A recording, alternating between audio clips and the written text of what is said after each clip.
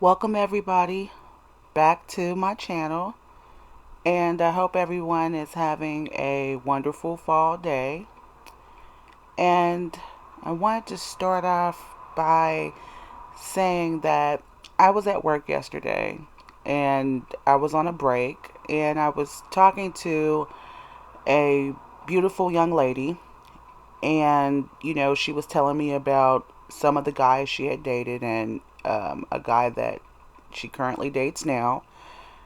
And, she was saying about, his mode of business and everything, which I, happened to be listening.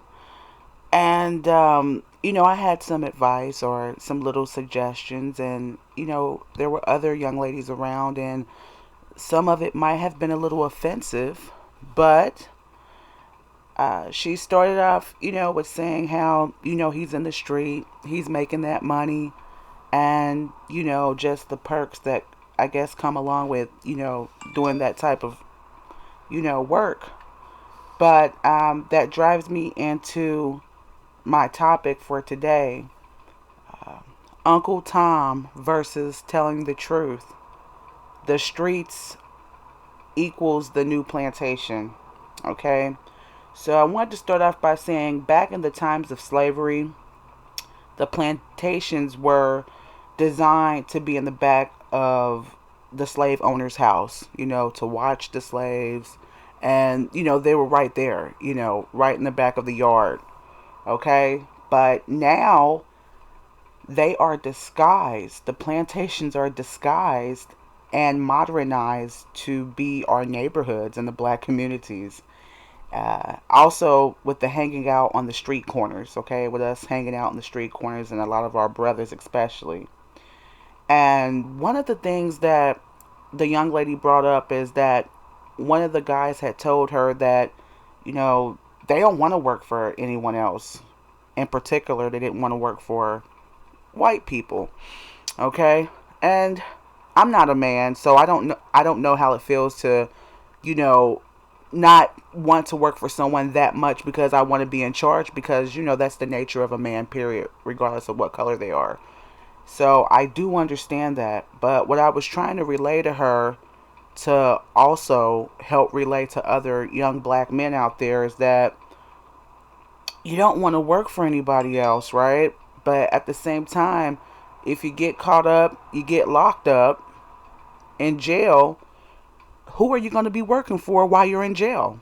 You're going to be working for the system, which is what you claimed in the beginning that you didn't want to work for anyway. Another thing is, um, I've even heard myself talking to, guys, not all guys, but, some guys, saying that they didn't want to work for lower wages when you can make three times as much dealing out on the street. But I wanted to bring up a scripture, Proverbs 13, verse 11, that says, and it's the New International Version, it says, dishonest money dwindles away, but whoever gains little by little makes it grow. So you're out there on the street, you're making all this money, you know, and it is true. You're going to make a lot more money than what you would make going to work for somebody. But the thing is, how you make your money determines what type of life you will live that's attached with how you make your money. And if you were ever to be locked up, what happens to that money when you're locked up? Who has control over that money? And speaking of making three times or 20 times as much as you did or would if you went to go work for somebody, when you get locked up, what do you make an hour in jail? $1, 50 cents an hour? I don't know. I've never been to prison, but so you essentially end up making way less anyway, for cheap labor production, going to jail. And a lot of us in this generation, we want to make money quick. We don't want to start off at the bottom. If you're not a black person that your parents were not maybe born into wealth, but they accumulated wealth so you don't have to grow up poor. A lot of us do have to start at the bottom. We're not the only ones that have to start at the bottom here. If you want to own your own business, that's great. I look forward to owning my own business one day as well. And there's nothing wrong with that, but you have to start somewhere. Of course, we look into the future and we want the big money. Who wants to work that hard for it? But if you want something that's worth quality, you're going to have to work hard for it. So if your parents, didn't provide you, with wealth, as neither did mine's, we have to start at the bottom and work our way to the top. Okay? And one other thing she said, as I was saying what I was saying to the young lady, she said, well, that's a lot of what our people know. A lot of our people don't know any better. And for some that is true, but what I found is not all, but some of our brothers and sisters, they use that as an excuse. They don't want to know any better. It's a difference between really not knowing and you refuse to know any better than what you know. Okay? And many guys on the street never obtain the objects that they really desire anyway from the money.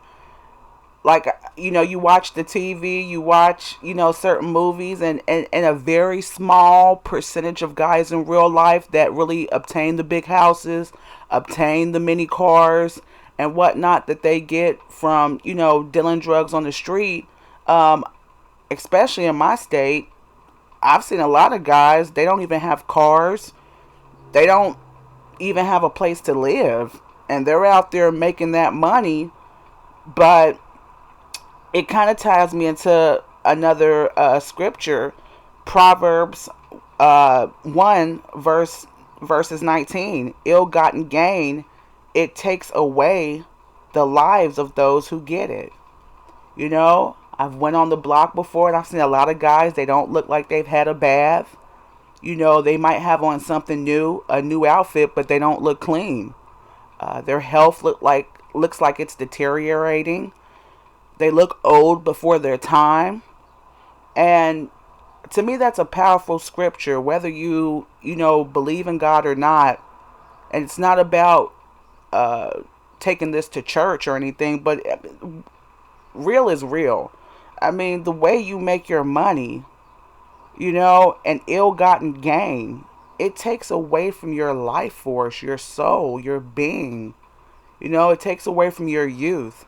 And, a lot of guys will say, well, if I'm going to die, I'm going to die regardless. When it's your time to go, it's your time to go.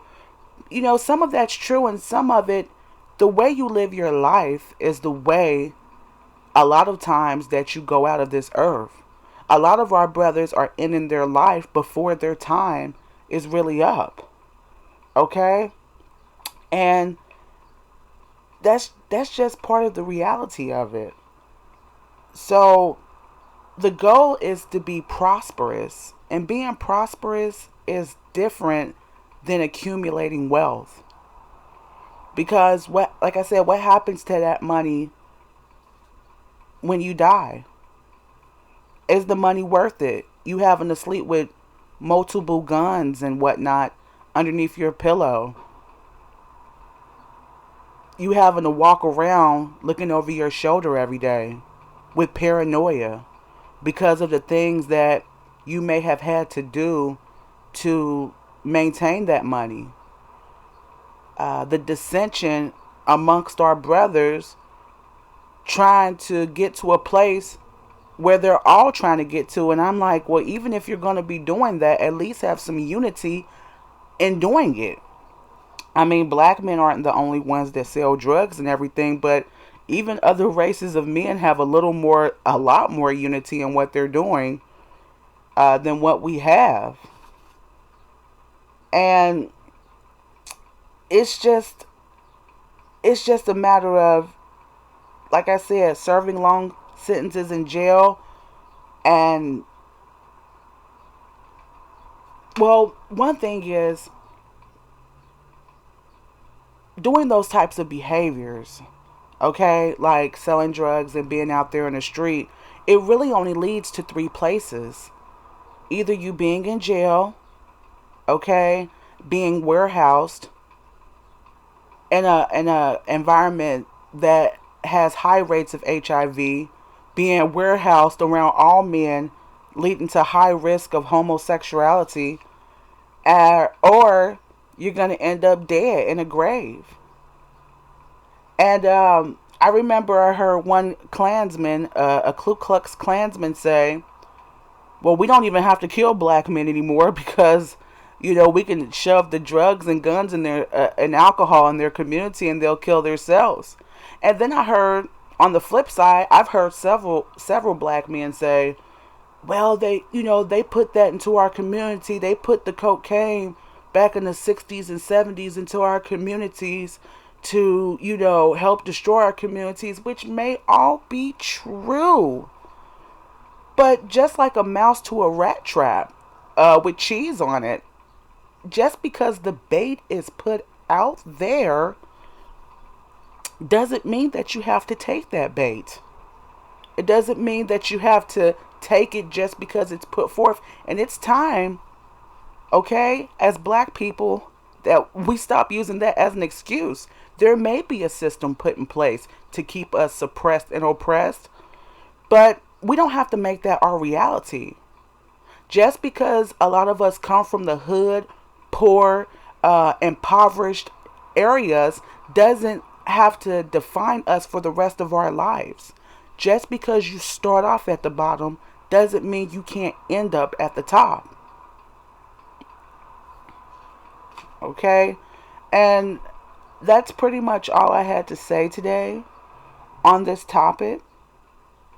I'm hoping we can do better as a people, and I want to see us do well. I want to see us have a different mindset, even if it's just a few. A few can be so many, it can turn out to trickle down to so many. Okay? If one black couple, one black man and woman can get out of that certain mindset of this is all we have to do is what we've been taught, and teach your children and the generations that it could trickle down to, it could really help us out. And it's been a pleasure once again talking to you guys. If you like the content, if you felt the content, please hit like or subscribe. Until then, peace and love.